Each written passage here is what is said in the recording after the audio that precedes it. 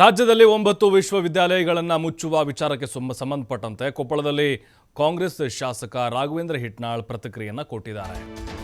ಈಗ ಸರ್ಕಾರ ಏನು ನಿರ್ಧಾರ ಮಾಡಿದೆ 9 ವಿಶ್ವವಿದ್ಯಾಲಯಗಳನ್ನು ಮುಚ್ಚಬೇಕು ಅಂತ ಹೇಳಿ ಇದು ಜಟಾಪಟಿ ಕಾರಣ ಆಗ್ತಾ ಇದೆ.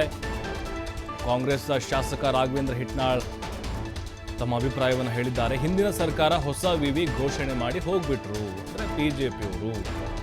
ಆದರೆ ವಿವಿಗಳಿಗೆ ₹1 ಹಣವನ್ನು ಕೂಡ ಅವರು ಬಿಡುಗಡೆ ಮಾಡಲಿಲ್ಲ, ಅವರು ಉಳಿಸ್ಕೊಳ್ಳಿಲ್ಲ. ಎಲ್ಲ ಸೌಲಭ್ಯ ಕೊಟ್ಟು ವಿಶ್ವವಿದ್ಯಾಲಯಗಳನ್ನು ಮಾಡಬೇಕಾಗಿತ್ತು, ಉದ್ಧಾರ ಮಾಡಬೇಕಾಗಿತ್ತು ಬಿಜೆಪಿಯವರು.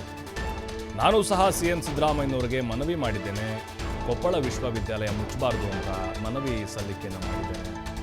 ವಿವಿ ಉಳಿಸಿ 1 ವರ್ಷದ ಬಳಿಕ ಅಭಿವೃದ್ಧಿಗೆ ಹಣ ಕೊಡಲು ಮನವಿಯನ್ನು ಮಾಡಿಕೊಂಡಿದ್ದೇನೆ. KKRDBಯಲ್ಲಿ ಅನುದಾನ ಕೊಡಿ ಅಂತ ಮನವಿ ಮಾಡಿದ್ದೇನೆ.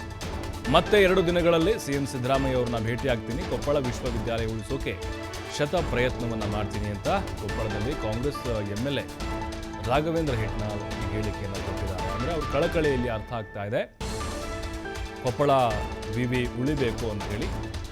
ಈ ಸಂದರ್ಭದಲ್ಲಿ ಬಿಜೆಪಿ ನಾಯಕರ ವಿರುದ್ಧವೂ ಕೂಡ ಹರಿಹಾಯ್ದಿದ್ದಾರೆ.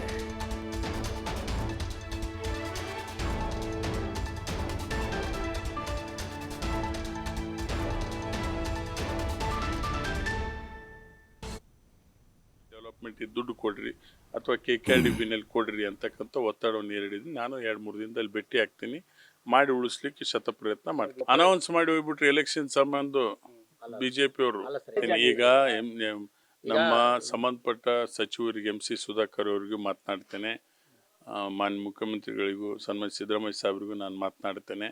ಉಳಿದು ಜಿಲ್ಲಾ ಕೇಂದ್ರ ಸ್ಥಾನಕ್ಕೆ ಉಳಿಲಿಕ್ಕೆ ಅದಕ್ಕೇನು ಪ್ರಯತ್ನ ಮಾಡ್ಬೇಕು ಮಾಡ್ತೇನೆ. ಈಗ ಹಿಂದಿನ ಸರ್ಕಾರ ಇವತ್ತು ಜಿಲ್ಲೆಗೆ ಒಂದು ಯೂನಿವರ್ಸಿಟಿ ಅಂತೇಳಿ ಮಾಡಿ ಹೋಗ್ಬಿಟ್ರು, ₹1 ಹಣ ಕೊಡಲಿಲ್ಲ. ಯೂನಿವರ್ಸಿಟಿ ಅಂತೇಳಿದರೆ ಅದಕ್ಕೆಲ್ಲ ವ್ಯವಸ್ಥೆನೂ ಮಾಡಬೇಕಾಗಿತ್ತು, ಮೂಲಭೂತ ಸೌಕರ್ಯ ಇರಲಿ, ಕಟ್ಟಡ ಇರಲಿ, ವ್ಯವಸ್ಥೆ ಮಾಡಬೇಕಿತ್ತು, ಮಾಡಲಿಲ್ಲ. ನಾನು ಸನ್ಮಾನ್ಯ ಮುಖ್ಯಮಂತ್ರಿಗಳ ಸಾಹೇಬ್ರು ಸಿದ್ದರಾಮಯ್ಯ ಸಾಹೇಬ್ರಿಗೆ ರಿಕ್ವೆಸ್ಟ್ ಮಾಡಿದ್ದೀನಿ, ಇದು ನಮ್ಗೆ ಯೂನಿವರ್ಸಿಟಿ ಉಳಿಸ್ರಿ, ನೆಕ್ಸ್ಟ್ ನೀವು ಬೇಕಾದ್ರೆ 1 ಇಯರ್ ತಡದ ಡೆವಲಪ್ಮೆಂಟ್ ದುಡ್ಡು ಕೊಡ್ರಿ ಅಥವಾ KKRDBನಲ್ಲಿ ಕೊಡ್ರಿ ಅಂತಕ್ಕಂಥ ಒತ್ತಡವನ್ನು ನೀಡಿದ್ದೀನಿ. ನಾನು 2-3 ದಿನದಲ್ಲಿ ಭೇಟಿ ಆಗ್ತೀನಿ, ಮಾಡಿ ಉಳಿಸ್ಲಿಕ್ಕೆ ಶತ ಪ್ರಯತ್ನ ಮಾಡ್ತೀನಿ. ಅನೌನ್ಸ್ ಮಾಡಿ ಹೋಗ್ಬಿಟ್ರೆ ಎಲೆಕ್ಷನ್ ಸಂಬಂಧ ಬಿಜೆಪಿ ಅವರು ಈಗ ನಮ್ಮ ಸಂಬಂಧಪಟ್ಟ ಸಚಿವರಿಗೆ MC ಸುಧಾಕರ್ ಅವರಿಗೂ ಮಾತನಾಡ್ತೇನೆ, ಮಾನ್ಯ ಮುಖ್ಯಮಂತ್ರಿಗಳಿಗೂ